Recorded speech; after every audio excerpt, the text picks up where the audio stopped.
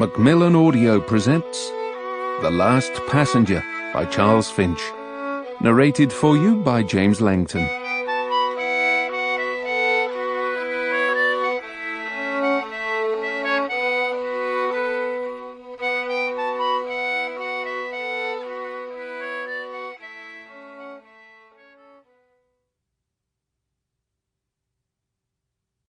Chapter 1.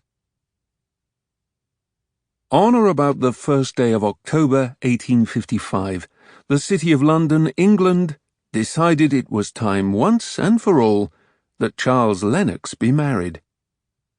Lenox himself didn't even necessarily disagree.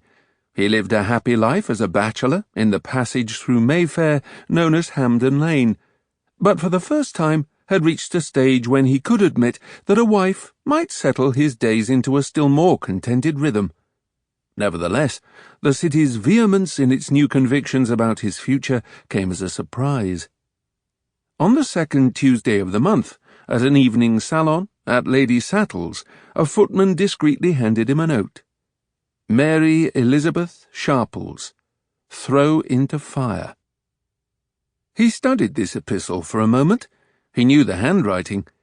He looked over at Mary Elizabeth Sharples, holding a tiny glass of almond brandy across the room, a violet shawl around her shoulders. She was a handsome woman in her third London season, Kentish, immensely rich, and also a fair 4 or even 5 inches above 6 feet tall, and of greater significance than any of that, was helplessly in love with the gentleman standing next to her at just this moment, Mark Blake. It seemed doubtful that Blake himself knew anything about it. Lennox had been familiar with him at Oxford. He was a virtually penniless fellow of good birth, so short in stature that there were carnival rides to which his successful admission would be an uncertain matter, and whose only subject of conversation, whose exclusive interest, was Dutch silver. He did have a fine head of gleaming black hair, however. That had to be owned. Lennox glanced across the room toward his friend, Lady Jane. It was she who had passed the note by the footman. She was now in the midst of an animated conversation with her husband, James, and 2 gentlemen from his regiment in the Coldstream Guards. He managed to catch her eye, however, and she returned his gaze queryingly. Lady Jane and Lennox had known each other since they were children. She was perhaps a year younger than Mary Elizabeth Sharples, and a good 10 inches shorter. She was a plain but pretty person, with dimpled cheeks, kind grey eyes, and hair that fell in soft dark curls. This evening she wore a wide blue crinoline. He crossed the room toward her, an icy pewter cup of punch in hand. When she was just loose from the group's conversation, Lennox said, "Hello, Jane." "Ah, hello, Charles," she said innocently. Lennox leaned close.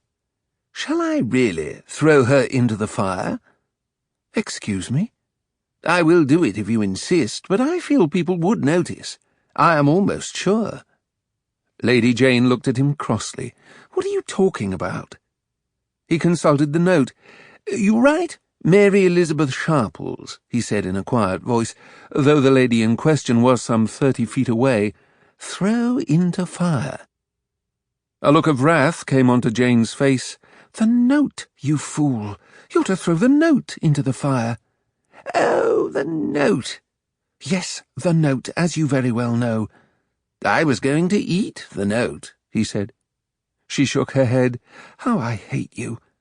He smiled. "I could ask her to marry me in front of all these people, and it wouldn't make a whit of difference, Jane. She is going to marry Blake, whenever he stops talking about sterling cow creamers long enough to notice that it is possible. I imagine they will be transported to the church in a carriage of Dutch silver." "I think her a very agreeable person," said Jane stiffly, not just yet prepared to laugh at her suggestion. "And I am not at all convinced that her affections are as settled as you say, but you may suit yourself." Lennox held up the note. "I must go to the..." Sample complete. Ready to continue?